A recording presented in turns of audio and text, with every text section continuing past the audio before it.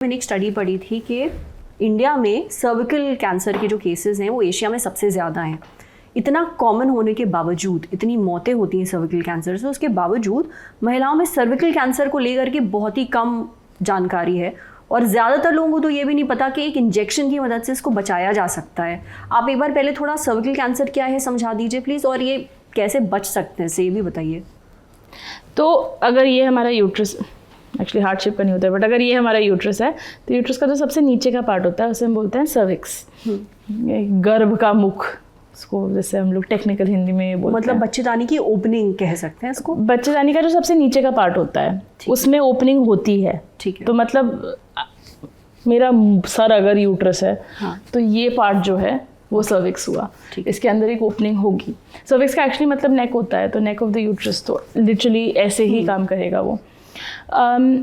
इसका जो कैंसर होता है काफ़ी कॉमन होता है एंड इनफैक्ट जैसे आपने मेंशन किया, एशिया में सबसे ज़्यादा केसेस ऑफ सर्विकल कैंसर हैं और India is the world leader in deaths from cervical cancer.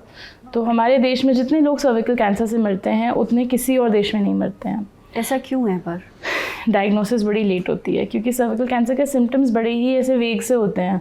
Symptoms जैसे होंगे कॉन्स्टिपेशन हो गया, से थोड़ा सा फुलनेस या ड्रैगिंग का फीलिंग आ रहा है एब्डोमेन में, या पीरियड्स की मतलब डेट्स इरेगुलर हो गई हैं, या सेक्स के बाद ब्लीडिंग हो रही है। बहुत ऐसे वेग से सिम्टम्स होते हैं, ऐसे कोई कैंसर का सिम्टम नहीं होता है जनरली। हाँ, अगर किसी को कब्ज है तो कोई सोच भी नहीं सकता कि ये सर्विकल कैंसर का सिम्टम हो सकता है। एग्जैक्टली।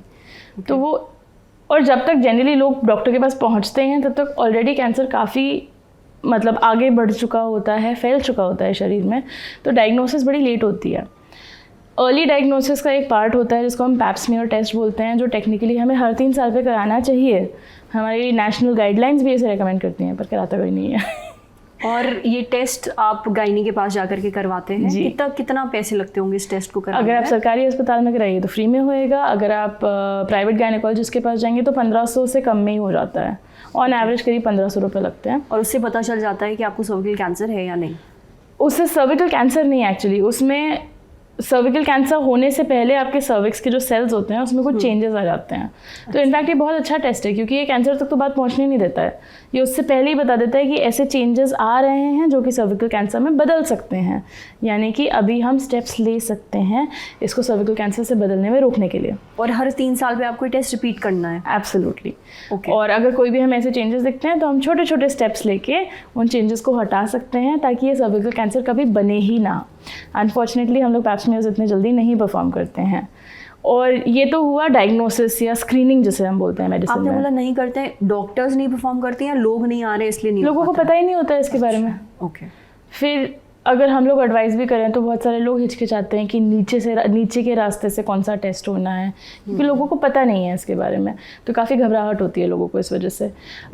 तो एक तो हो गया पैप स्मीयर की आप स्क्रीनिंग या डायग्नोसिस कहना गलत है, स्क्रीनिंग कैसे कर सकते हैं। इससे अच्छा है कि यहाँ तक बात ही ना पहुँचे, हम इसको पहले ही प्रिवेंट कर लें। तो more than 90% of all cervical cancers एक वायरस से रिलेटेड होते हैं। जैसे कोविड के बहुत सारे हमने स्ट्रेन्स देखे हैं, ओमिक्रॉन हो गया, डेल्टा हो गया, आचा पाचा बहुत सारे होते हैं। वैसे ही HPV जो एक वायरस होता है उसके भी करीब 200 स्ट्रेन्स होते हैं। Human papilloma virus. Absolutely 10 on 10। Thank you. तो HPV जो एक सेक्सुअली ट्रांसमिटेड वायरस होता है, बहुत ही कॉमन वायरस होता है। जितने लोगों ने सेक्स किया है 80% लोगों को कभी ना कभी इस वायरस से इन्फेक्ट किया गया है। मतलब जो भी STI मतलब सेक्सुअली ट्रांसमिटेड इन्फेक्शन होते हैं वो इसी वायरस की वजह से होते हैं? नहीं, बहुत सारे STIs होते हैं दुनिया में, इसमें से एक ये होता है। जैसे हमें ज़ुकाम होने के बहुत सारे तरीके हो सकते हैं। कभी कभी कुछ लोगों को कोविड से ज़ुकाम होता है, कभी कभी इन्फ्लुएंजा से होता है। तो ये एक तरह की STI होती है और बहुत ही कॉमन STI होती है। सबका कभी ना कभी एक्सपोजर हुआ होता है इससे, बट मोस्ट लोगों का इम्यून सिस्टम इसको अपनी बॉडी से क्लियर कर लेता है, करीब 2-2.5 साल में क्लियर हो जाता है। कुछ लोगों में ये टिका रह जाता है और 2 स्ट्रेन्स होते हैं इन पर्टिकुलर जो आपका कैंसर का चांस बढ़ा देते हैं। Not just cervical cancer but throat cancer, मुंह के पीछे के पार्ट का कैंसर। ये मेल्स में भी होता है या सिर्फ फीमेल्स में होता है? मेल्स में भी होता है। पीनिस का कैंसर, एनस का कैंसर, वजाइना का कैंसर, काफ़ी सारे कैंसर्स होते हैं HPV की वजह से। But most commonly 90% of all cervical cancer cases are related to HPV। तो मतलब हम अगर HPV को रिड्यूस कर दें तो हम बहुत सारा सर्विकल कैंसर का बर्डन घटा सकते हैं, जैसे कि हमने UK में देखा है। UK में एक वैक्सीन आती है जिससे आप HPV के जो थोड़े डेडली स्ट्रेन्स होते हैं, जो कैंसर से ज़्यादा ज़ोर से लिंक्ड हैं, उसके अगेंस्ट ये लोग रूटीनली वैक्सीनेट करते हैं अपने बच्चों को। 9 साल से लेकर 13 साल के हर बच्चे को HPV का टीका लगता है, चाहे लड़का हो चाहे लड़की हो। और उन्होंने UK में देखा कि 90% रिडक्शन हुआ है 10 साल में सर्विकल कैंसर के केसेस में। और इस तरह के नंबर्स हम मेडिसिन में देखते नहीं हैं। 90% रिडक्शन बहुत बड़ा नंबर है। तो धीरे धीरे करके शायद हम सर्विकल कैंसर एलिमिनेट कर सकते हैं अगर हम इसका वैक्सीनेशन और ज़ोर से करें। और इसका वैक्सीन कब लगवाना चाहिए? क्योंकि ऐसा बोला जाता है कि अगर आप एक बार सेक्सुअली एक्टिव हो गए तो शायद फ़ायदा नहीं है वैक्सीन लगवाने का। ऐसा सच है? इसको आप ऐसे समझ लीजिए कि अगर आपको मास्क लगा के बाहर जाना है तो आप एक बार बाहर चले गए, इसका मतलब ये है कि आपका एक्सपोजर हुआ होगा कोविड से, पर ज़रूरी नहीं है कि इन्फेक्टिव स्ट्रेन से हुआ हो या डेडली स्ट्रेन से हुआ हो, ओमिक्रॉन से हुआ हो। वैसे ही अगर आपका सेक्सुअल एक्सपोजर हो गया है, इसका मतलब ये नहीं कि आपका कैंसर कॉजिंग स्ट्रेन से हुआ है। आइडियली आपको सेक्स होने से पहले हमेशा पहले लगवा लेना चाहिए।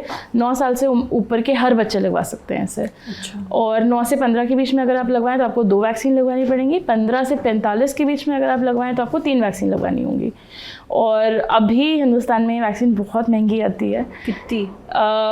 जो मैंने लगवाई थी वो 2000 रुपये की आती थी, अब वो वाली मार्केट से निकल चुकी है। अब जो है वो कितनी महंगी है? एक आती है जो 4 स्ट्रेन से प्रोटेक्ट करती है, तो 2 cancer causing strain plus 2 extra strain, वो आती है करीब 3500 रुपये की, कॉस्ट प्राइस हमें पड़ती है। और जो दूसरी आई है वो 9 स्ट्रेन से प्रोटेक्ट करती है, तो 2 कैंसर कॉजिंग स्ट्रेन प्लस 7 और स्ट्रेन, वो पड़ती है 9000 रुपये की। तो इस वैक्सीन का प्राइस तो फिर थोड़ा कम करना चाहिए। अगर ये कैंसर से बचा रही है आपको और दुनिया भर की और प्रॉब्लम से बचा रही है, तो आम आदमी, मतलब हर इंसान तो नहीं 9000 अफोर्ड कर पाएगा। बहुत मुश्किल हो गया है। तो अभी हम लोगों ने एक पिटिशन लॉन्च किया है कि हम सरकार को थोड़ा ऐसे पीछे पड़ रहे हैं कि भाई प्लीज़ इसको फ्री कराइए, इसको नेशनल इम्यूनाइजेशन प्रोटोकॉल में लाइए। होपफुली ये आ जाएगा, होपफुली सरकार बात सुनेगी। वैसे सीरम इंस्टीट्यूट भी बना रहा है एक सस्ती वैक्सीन, कब लॉन्च होगी ईश्वर जाने। पर लोगों को मालूमात भी हो गया, उनको ये वैक्सीन लगवानी चाहिए। जी। तो किस उम्र तक वैसे आखिरी एज क्या है कि आप लगवा सकते हैं? 9 साल से 45 साल की उम्र में हर कोई लगवा सकता है। आइडियली आप इसको 9 से 15 में लगवाना चाहते हैं, और स्पेशली आइडियली आप किसी भी सेक्सुअल एक्सपोजर से पहले से। बाय सेक्सुअल एक्सपोजर में ये नहीं कह रही हूँ कि सिर्फ सेक्स हुए, टचिंग से भी हो सकता है, ओरल सेक्स से भी हो सकता है। टचिंग यानी हाथ मिलाने से? हाथ मिलाने से नहीं, सेक्सुअल टचिंग से। अच्छा, okay। तो स्किन टू स्किन कांटेक्ट होना चाहिए, सेक्सुअल टचिंग होनी चाहिए, और इस तरह से वायरस ट्रांसमिट होता है। और एक बहुत इंपॉर्टेंट बात जो हमें याद रखनी चाहिए वो ये है कि हमारे यहाँ बहुत सारे बच्चों के साथ मोलेस्टेशन होता है। तो बहुत सारे बच्चों का सेक्सुअल एक्सपोजर काफ़ी जल्दी हो चुका होता है। हम सोचते हैं कि जब वो सेक्स करेंगे तब उनका सेक्स होएगा, ऐसा नहीं होता है। हमारे देश में क्या, हमारी दुनिया में अनफॉर्चुनेटली बच्चों के साथ मोलेस्टेशन बहुत ज़्यादा होता है।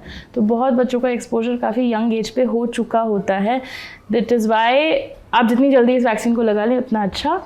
होपफुली सस्ती वैक्सीन आएगी, होपफुली नेशनल इम्यूनाइजेशन प्रोटोकॉल में आएगी, ये अगले 3-4 साल में आ जानी चाहिए। नहीं आती है तो जितने लोग अफोर्ड कर सकते हैं वो लगवाएं, और जो नहीं अफोर्ड कर सकते हैं वो रेगुलरली पैप स्मीयर्स करवाएं। चलिए जल्दी आ जाइए वैक्सीन तो अच्छा है। Fingers cross.